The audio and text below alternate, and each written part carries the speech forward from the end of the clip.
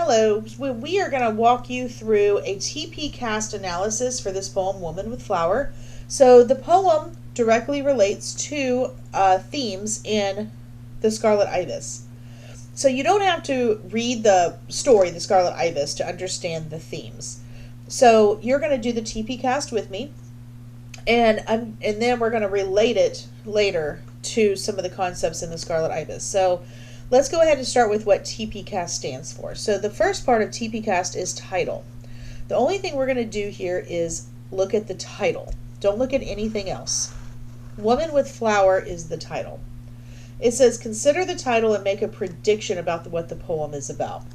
Well, I can predict that maybe this woman likes to garden. Maybe she's at a flower shop. Maybe this flower was a gift. But if we want to go a little bit darker, maybe she's at a funeral. So you guys go ahead and put a couple of things. Let's predict what the flower is.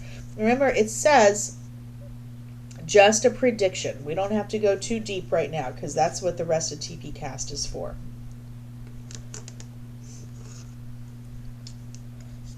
The next part of TP Cast is paraphrase. So what we're going to do is translate or summarize the poem into our own words on a literal level. Not metaphorical, not deep, not symbolic, nothing like that. Just what is the poem about? Hint, poems are never about what they're actually about. This is not about a woman with a flower. But the poem itself is written that way. So let's go ahead and read it. I wouldn't coax the plant if I were you. Such watchful nurturing may do it harm. Let the soil rest from so much digging, and wait until it's dry before you water it. The leaf is inclined to find its own direction. Give it a chance to seek the sunlight for itself. Much growth is stunted by too careful prodding, too eager tenderness. The things we love we have to learn to leave alone. I'm going to read it again, because you should always read a poem twice. I wouldn't coax the plant if I were you. Such watchful nurturing may do it harm. Let the soil rest from so much digging and wait until it's dry before you water it. The leaf is inclined to find its own direction. Give it a chance to seek the sunlight for itself. Much growth is stunted by too careful prodding, too eager tenderness. The things we love we have to learn to leave alone. So, I'm a gardener, but you may not be a gardener. You may have a parent who's a gardener. You may know something about gardening. Or you may have a plant in your yard, in your bedroom. But I know for a fact that if I overwater a plant, it's going to die. Or if I underwater a plant, it's going to die. So when it says things like let the soil rest, wait until it's dry before watering it, on a literal level, this poem is basically about how to grow a plant. So I want you guys to paraphrase, and I'm going to give you just a second to pause and write out a paraphrase in about 2 sentences about what this poem is about.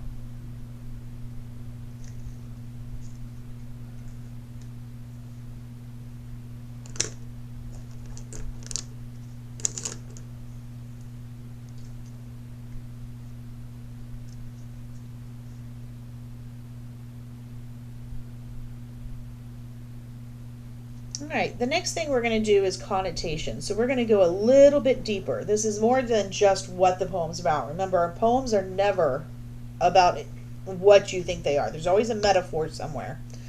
So we're going to examine the poem for meaning beyond the literal. This is literal. This is going to go a little bit deeper. Look for each one of the followings. So the plant in the poem is a metaphor.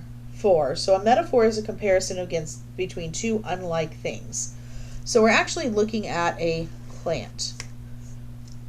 What else could this plant be? Well, I'm going to kind of give you the answer here, and it's actually a child. Plants are not children, but they could be a metaphor. They grow, they mature, they develop, there's lots of things that a child does. So you guys write in your answer here. The leaf in the second paragraph is personified. So personification is giving human qualities to something that's inhuman. A leaf is not human. They don't have human qualities. So what are the things that a leaf is doing? It's inclined, and it's also going to find its own direction. Leaves don't have emotions to go do that, but if you've ever seen a plant grow, maybe they grow up a wall or towards the sunlight, look for those verbs. A synonym for the word coax, I've already mentioned this word coax, and this is a word some of you might not know, is to encourage. So look at how the author uses that word to emphasize that the parents they are addressing is. And maybe you have one of those parents that coaxes or encourages, and maybe you have one of those parents who's kind of hands off. So this is an answer where you would talk about like what type of parent this is. A synonym, once again, for the word prodding is, and you'll have to look that up,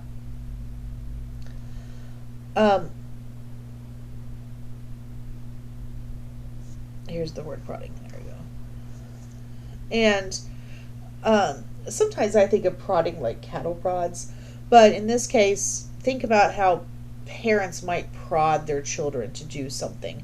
And what is the author using that word to emphasize? And then once again, we're going to use the alliteration. Authors repeat things to emphasize. Okay, I'm going to put that up here. Authors repeat to emphasize. So if they repeat a letter using alliteration, it's possible that they are trying to emphasize something. So in this case, the things we love, we have to learn to leave alone. There's also another one in here. They need to seek the sunlight for themselves. So why is that author emphasizing those particular words? I'm going to give you a second to fill in that connotation part.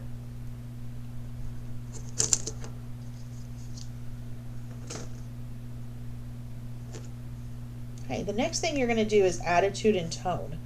Determine the speaker's tone or attitude. What is their point of view? Point of view is, we're going to just say point of view, can be first person, second person, or third person. Remember, first is using the word I. Second is using, not they, you. And third is using he, she, it, or they. So determine what they're using. Hint, hint, it starts with the word I. Why is this point of view used? Why does the author choose to head towards that? Usually because maybe they have some experience with it. I'll give you a second to answer that question.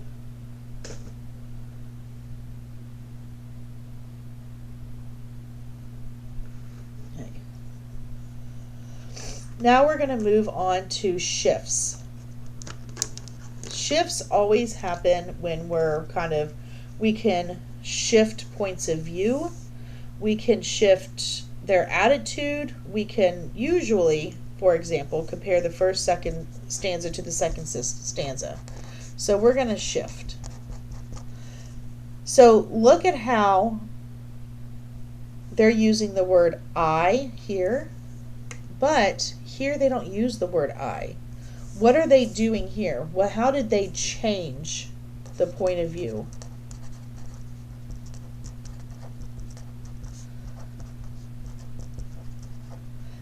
And what are they doing differently in this stanza versus that stanza?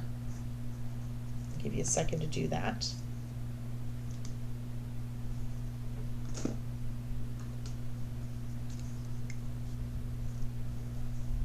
Okay, the next thing we're going to do is look at the title again.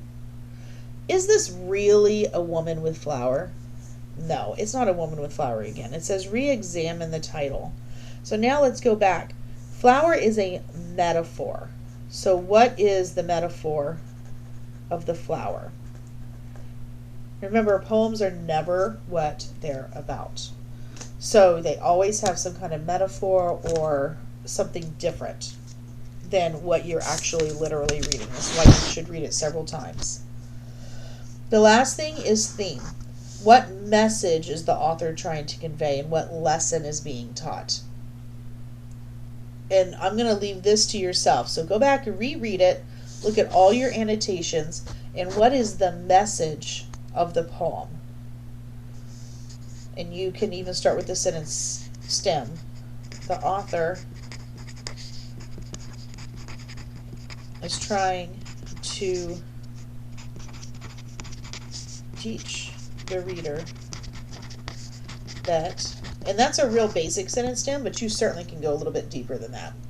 After you're done, go ahead and go to the multiple choice on the last page and work with a partner. You got 10 questions. You'll have a quiz tomorrow over those 10 questions and see what how deep you can go on that poem and if you can analyze it.